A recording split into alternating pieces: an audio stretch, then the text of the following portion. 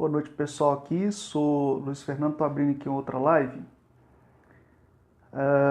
Passar aqui alguns comentários e opiniões. Tá? Inicialmente aqui eu vou compartilhar a live.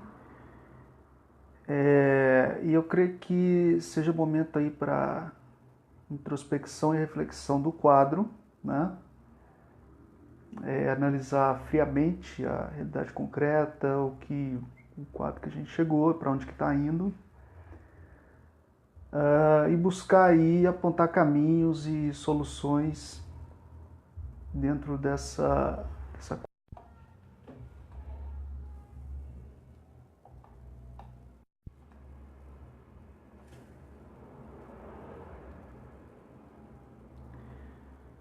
Seguinte, eu vou pedir pro pessoal paciência até eu vou compartilhar em alguns grupos essa live, porque eu acho que, né, tem que maximizar aí a audiência. Eu vou passar opiniões e posições pessoais, tá? Do que eu vejo aí da conjuntura e do quadro. E aí, no caso, os seguidores aí.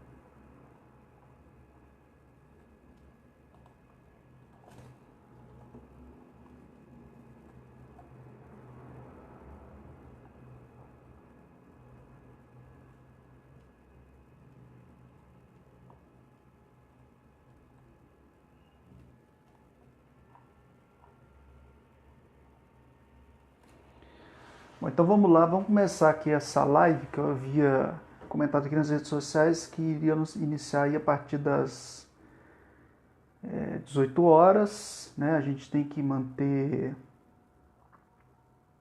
centrado, procurar fazer uma análise fria da conjuntura, tá?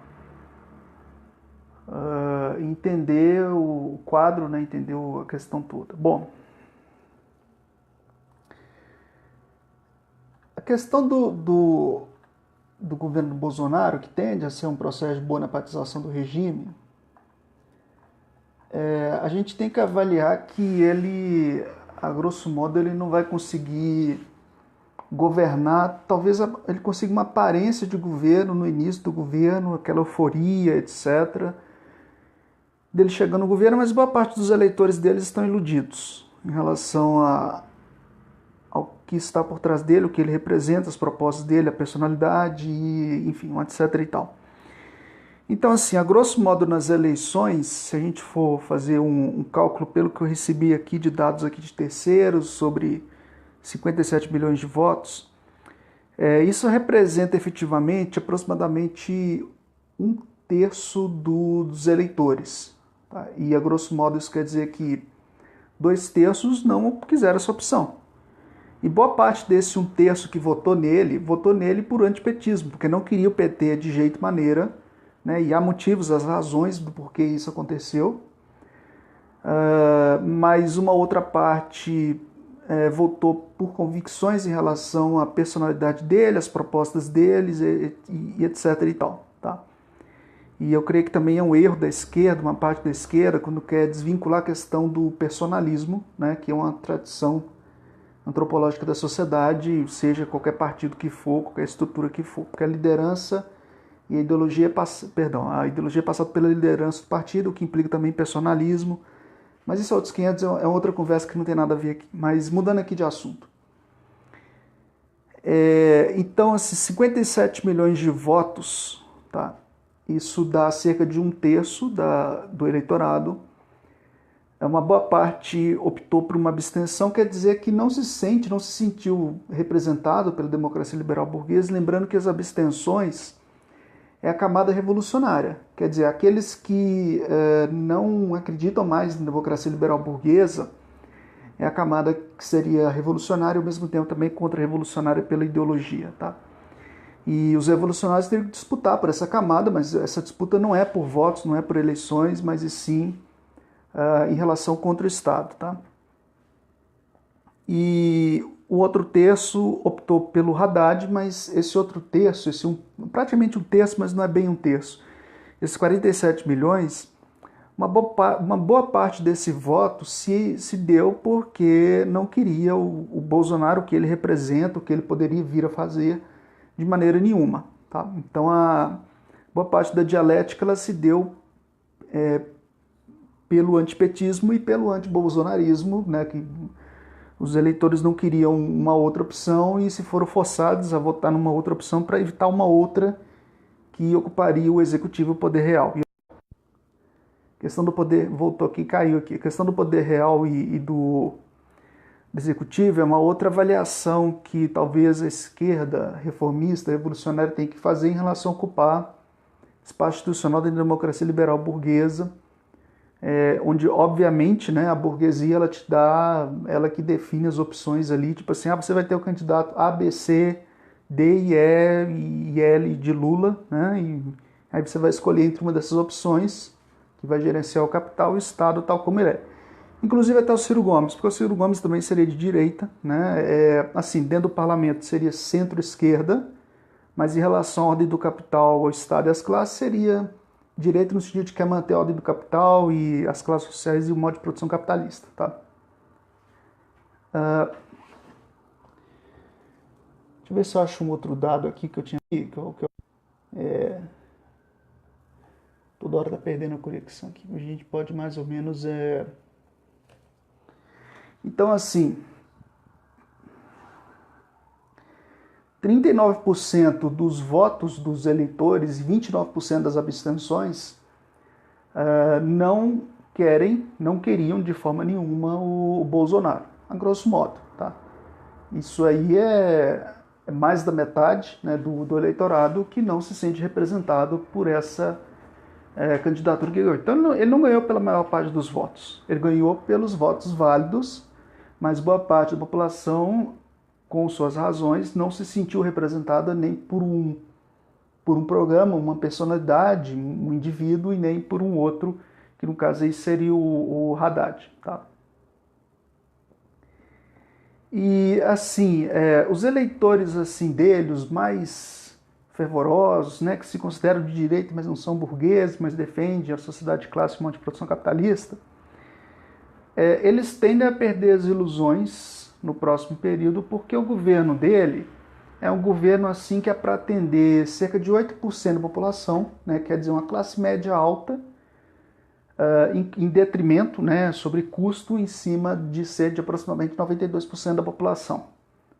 E com esse número, inevitavelmente, isso quer dizer que, materialmente falando, isso afeta os 47 milhões que votaram nele por um motivo ou outro, por uma ilusão ou uma descrença no sistema representativo. Tá? Perdão, 57 milhões corrigindo aqui.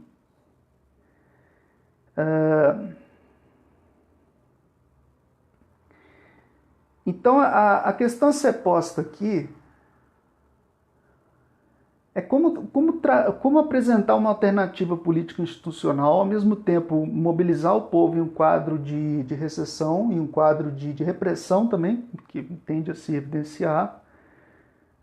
Pelo discurso ele quer aparentar que quer manter democracia, né, a liberdade política, uma coisa assim nesse sentido, mas possivelmente as hordas neofascistas dele vão conseguir liberdade aí para atuar nas ruas, e pelo que eu vejo das redes sociais, já vem se articulando inclusive a questão dos professores, né, de denunciar os professores aí que são suspeitos de serem comunistas, de estarem fazendo doutrinação e toda aquela caça às bruxas e perseguição macatista, ou neomacatista, né, melhor dizendo, no caso.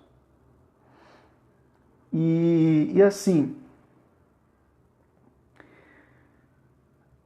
a luta que agora, na minha opinião, tá, é uma luta que eu não tenho muita certeza, mas ela se divide entre uma luta política e uma luta ideológica. Tá? A luta ideológica, por exemplo, é quando ele diz que não vai fazer negócio por uma questão de ideologia, mas ele está fazendo por ideologia, por exemplo, quando ele diz, ou quando a base dele apresenta que possivelmente vai ampliar os acordos com o imperialismo, que no caso seria o liberal do Trump, né, etc., ao mesmo tempo que corta relações econômicas e tenta fazer um cerceamento, né, caiu aqui de novo, voltou, toda hora está caindo aqui. Eu não acho que possa haver uma guerra contra a Venezuela, apesar de que no Congresso haveria um setor bem reacionário que poderia vir a defender isso a posteriori. O que tende a ocorrer, na minha opinião, tá, é que se tente criar um cerco diplomático econômico no Sul que isole a Venezuela do Bloco do Sul, né? E toda hora eu tô falando, eu tenho que parar com isso, tem que ser mais direto, franco e mais decisivo.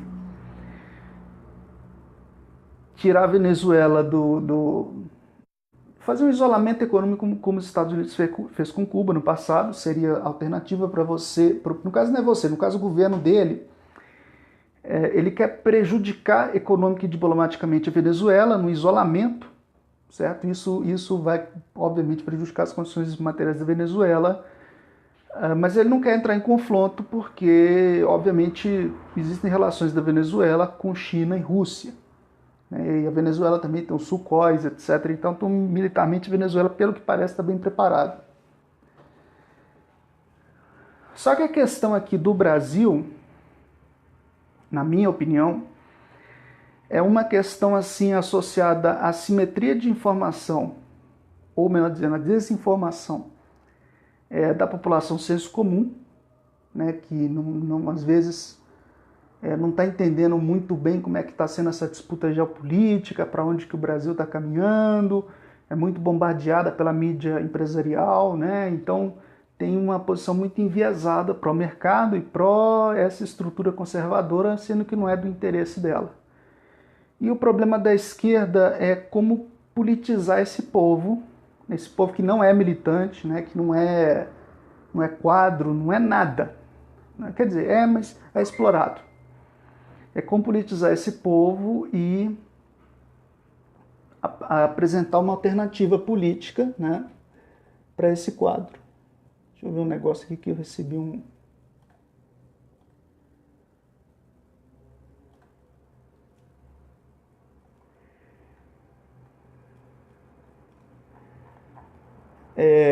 Eu vejo também que aparecem algumas imagens aí de resistência, me parece que foi na USP, o movimento antifascista. Deve-se sim ser incentivado o movimento antifascista e o movimento dos trabalhadores, na minha opinião, não volta. Toda hora está caindo conexão. Na minha opinião, não deverá ocorrer uma greve geral, apesar de que os sindicatos e a esquerda peçam isso, na prática, efetivamente, dificilmente vai ocorrer, por N motivos que eu não vou comentar nem explicar aqui, não é a questão aqui.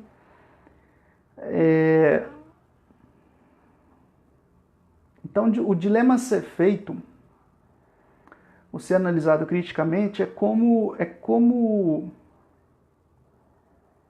mobilizar o povo, ao mesmo tempo colocar o povo em luta, mas dirigir esse povo, mas ao mesmo tempo politizar esse povo.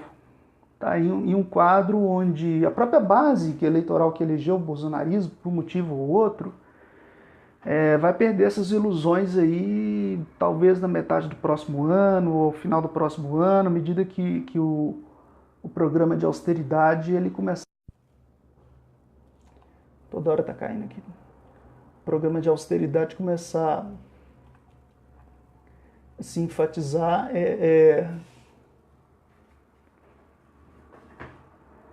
na população. Eu acho que está dando umas travadas assim, trava e cai a conexão, depois volta. Tá? Mais ou menos assim.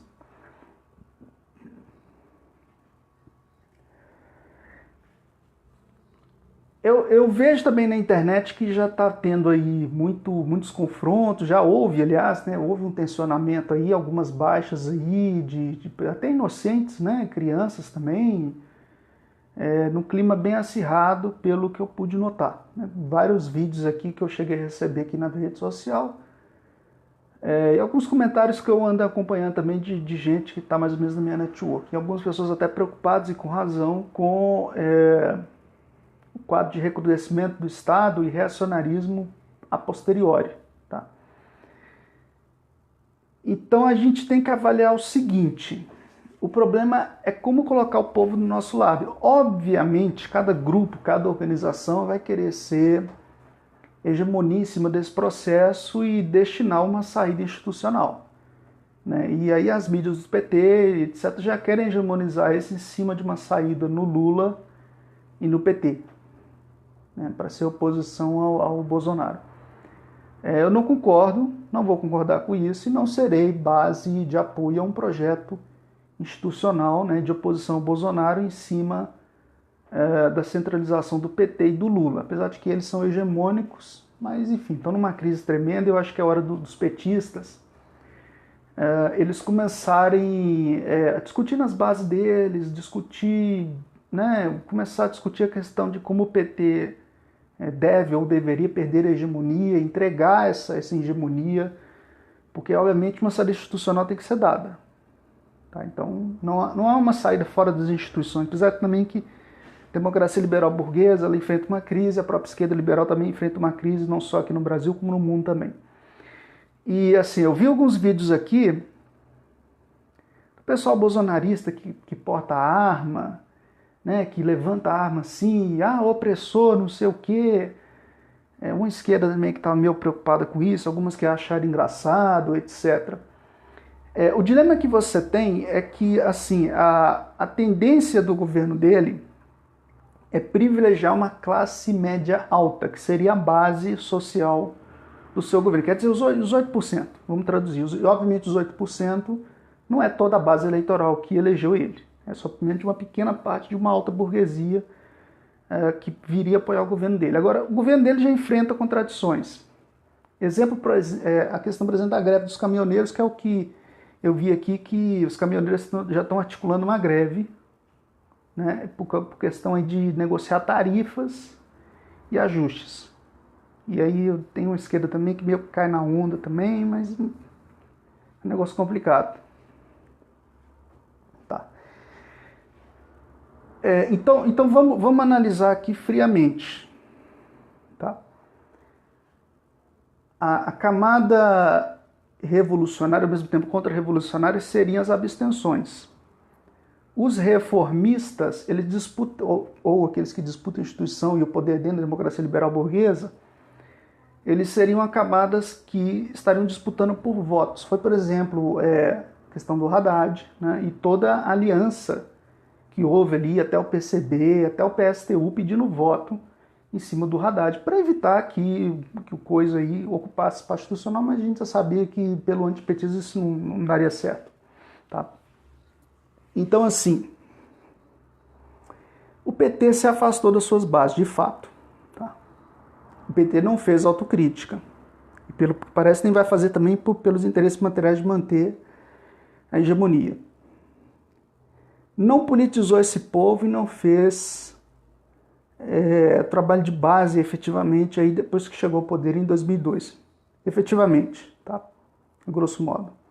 Então ofereceu consumo à população, né, em um período de boom das commodities, mas a crise de 2008 ela acabou com esse boom. Né?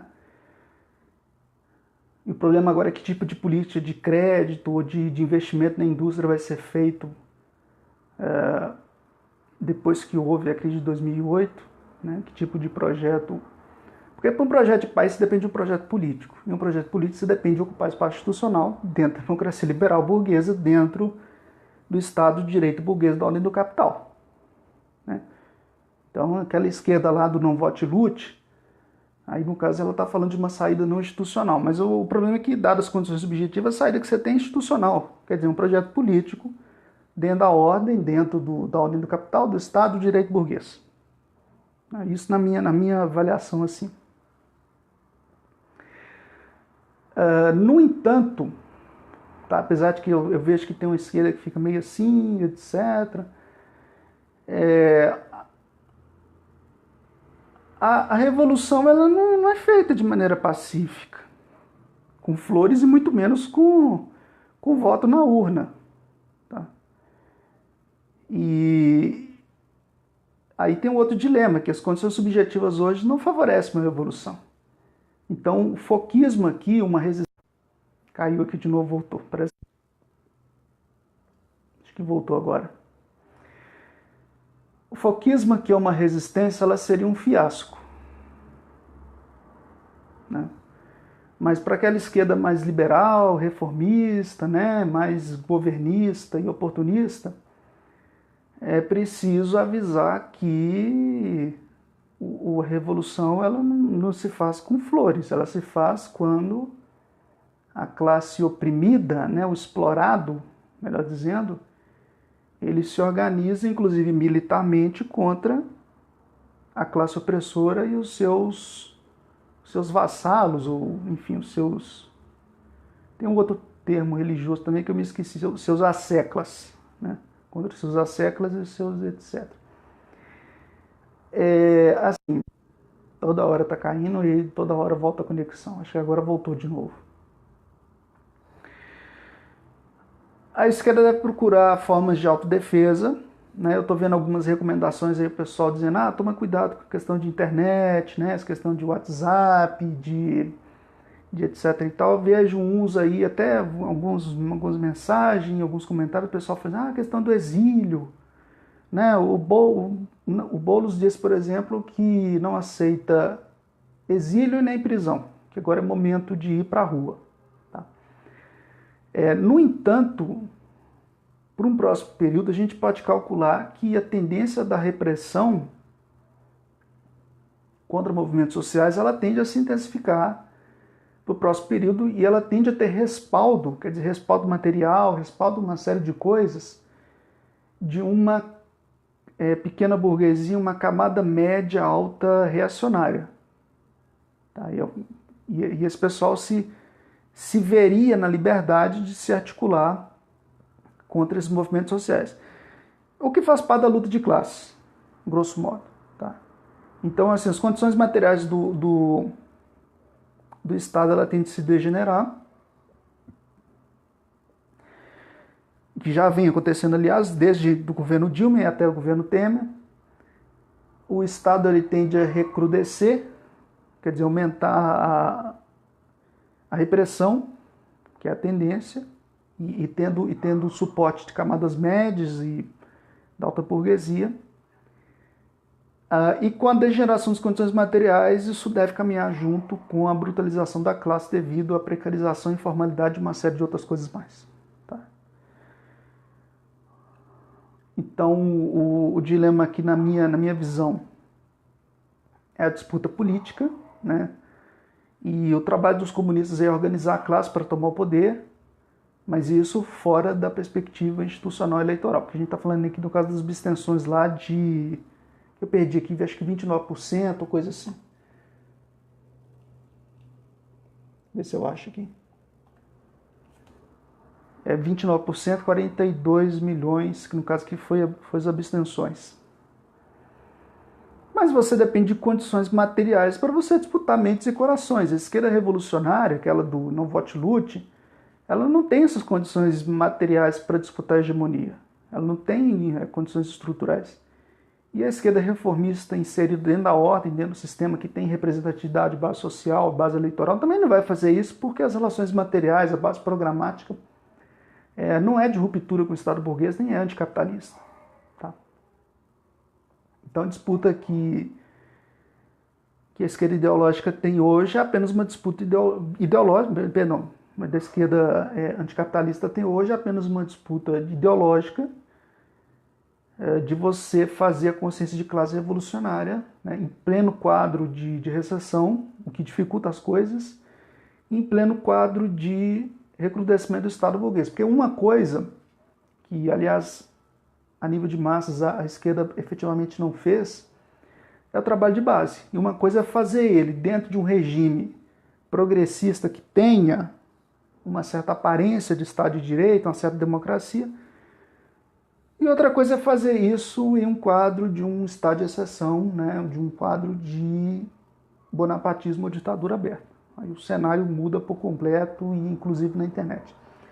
Então, assim, eu vejo alguns comentários aí, o pessoal meio assustado, apreensivo, alguns falam assim, eu vou tirar meu canal do ar, não sei o que, do exílio, eu vou sair do Facebook, porque, de fato, o Facebook é monitorado.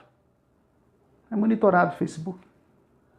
Não só o Facebook também, mas com coisa lá do Chegou e monitora muita coisa de movimento, inclusive MST.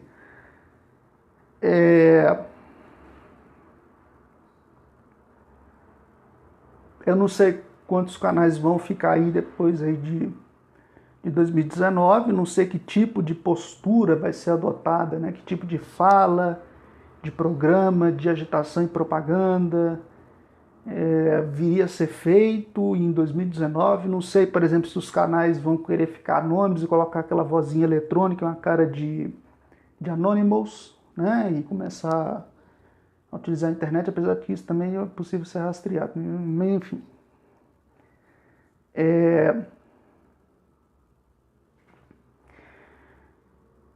Então assim, o que eu avalio, na minha opinião, na minha posição pessoal, é que a esquerda ela tem que ver se politiza o povo na internet, na rua, no trabalho de base, nas mobilizações, se ela consegue criar uma correia de transmissão que seja capaz de politizar o povo, seja para um projeto nacional desenvolvimentista burguês, que não é revolucionário nem anticapitalista, seja por uma politização, melhor dizendo, sempre a consciência de classe revolucionária anticapitalista.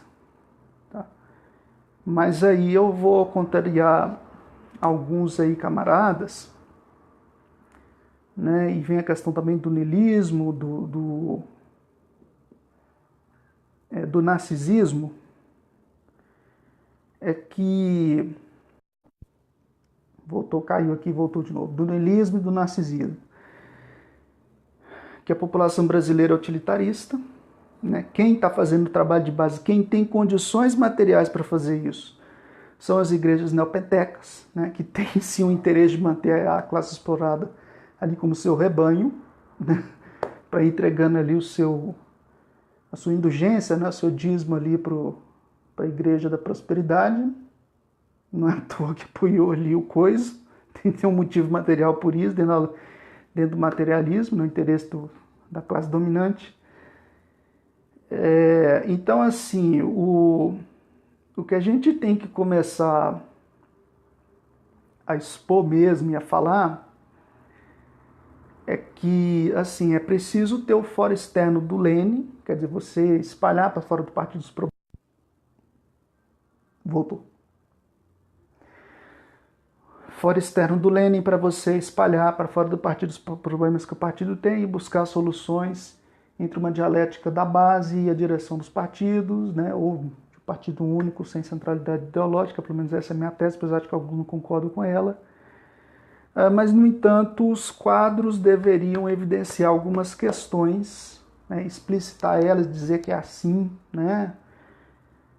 A classe trabalhadora ela é egoísta, autoritária, religiosa,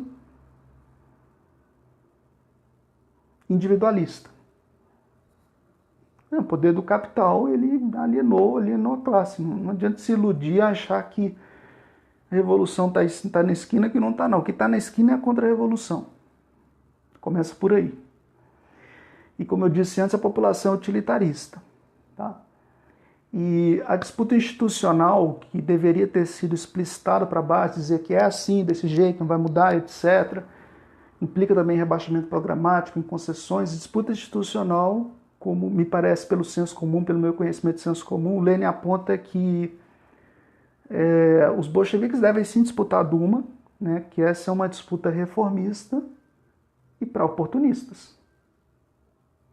A disputa pela Duma lá na Rússia aí, antes de 1917. E que deve ser sim disputada, mas voltou. Que deve ser sim disputável, mas pela perspectiva do Lenin é secundário. As eleições vão trazer revolução? Não.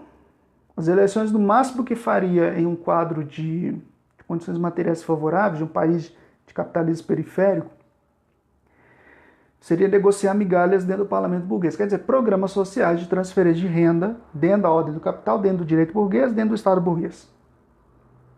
Mas não vai avançar além disso. Aliás, o poder do capital, ele vai sim cooptar as organizações operárias. E vai arrefecer a luta, como fez o governo do PT. Vai acontecer isso. Como aconteceu antes, é o padrão. Então, a política de conciliação de classe, ela leva também a sua contradição, como já levou agora, né, essa questão da política de conciliação de classe do PT. O Dirceu, por exemplo, ele tinha uma ideia de que conseguiria uma maioria, uma hegemonia, vamos chamar assim, dos congressos, né, por exemplo, a União Soviética, a partir de um parlamento burguês, né, tentando cooptar esse parlamento. Aí vem a questão do mensalão. E ele tinha ideia que conseguiria governar, conseguiria fazer essa frente popular parlamentar, usando mais ou menos a lógica de um partido de Lenin dentro de um modo de produção socialista, onde você tinha trabalhadores e operários na Duma, né, e não, no caso, o quadro que a gente tem desse congresso oligárquico. E o Dirceu, ele cometeu um erro. Ele achou que ele conseguiria replicar dentro da lógica capitalista a mesma estrutura de organização de decisões hegemônicas dos congressos que havia na União Soviética. Ele levou esse ponto. Outra falha do Dirceu, por exemplo, é achar que, por exemplo, a Rede Globo seria uma imprensa do interesse do trabalho e não do capital. Quer dizer, financiou-se, por exemplo, a Rede Globo, né, a partir de propagandas, né, de coisa de projeto público, etc., como se a Rede Globo fosse um portfólio do interesse do explorado. Na verdade, a Globo está pelo seu interesse, pelo capital, né, ao invés de ter criado uma imprensa independente, uma imprensa estatal, né, como forma de portfólio a um governo de reformismo de baixo nível, que no caso foi o PT.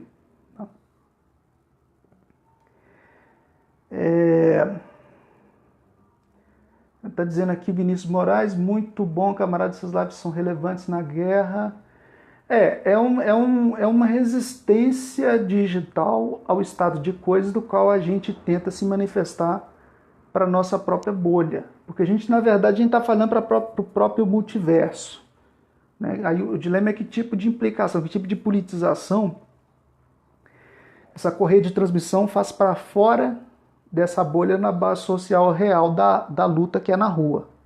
Aí, no caso, não é aqui na internet. Então, assim, eu recomendo que vocês procurem aí o Vladimir Salfeiti, procurem aí o Giraldelli, que tem algumas críticas aí, mas ele deixa quieto. O Cristiano Alves, procurem aí, cobrem também que outros aí façam.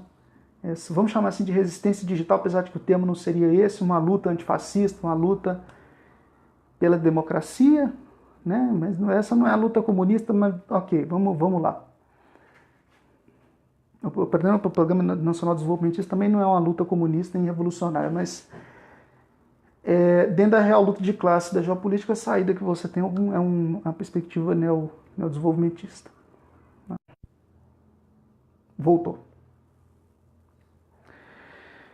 Deixa eu ver se eu me esqueci de uma coisa aqui, porque é tanta informação, é tanta coisa que a gente não sabe. Bom, sobre a possibilidade de greve geral dos caminhoneiros, é bom ficar meio que de olho, né, em relação a isso aí, tá?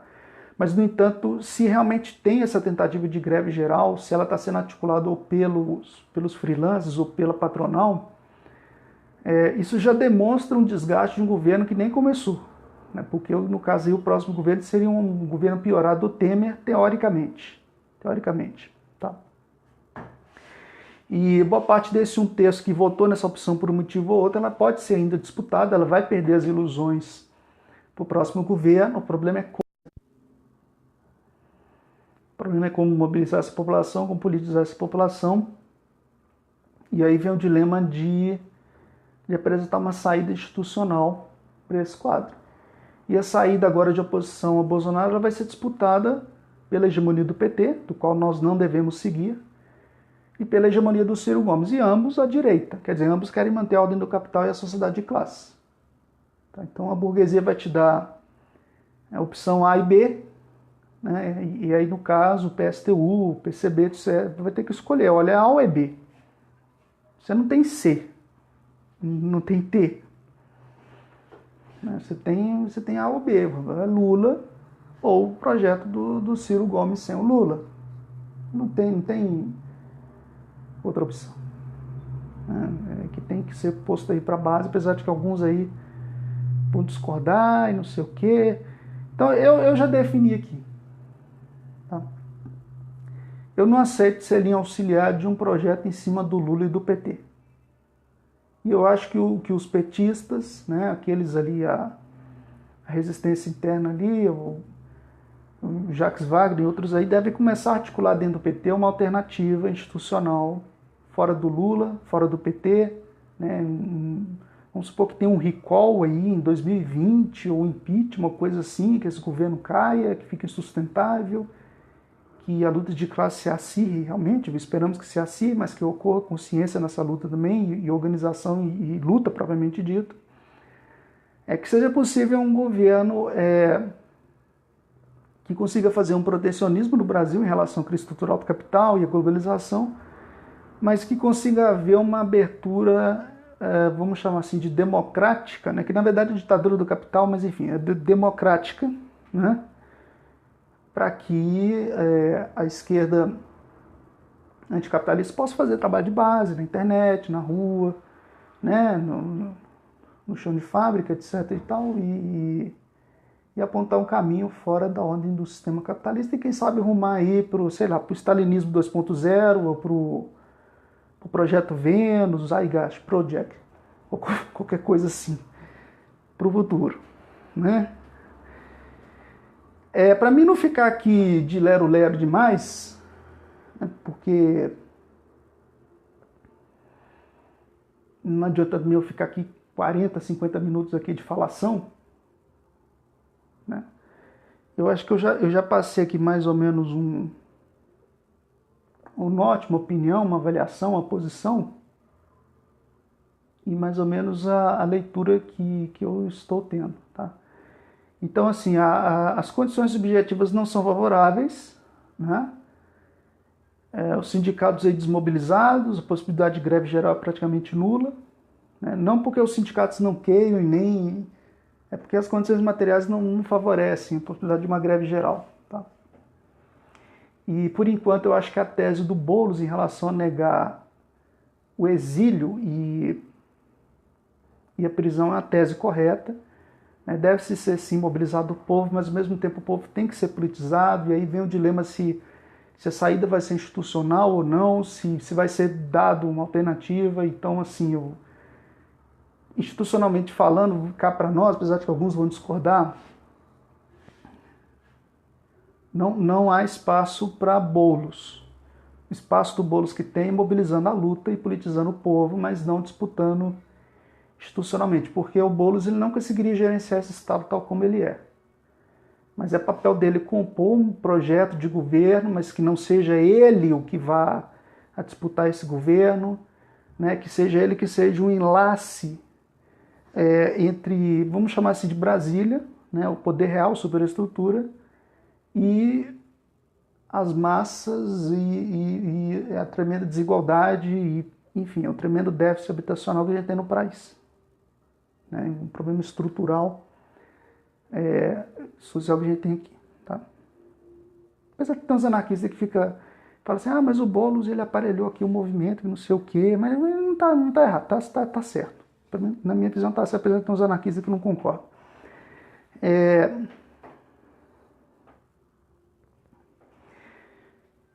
Então assim, aqui de novo. Voltou.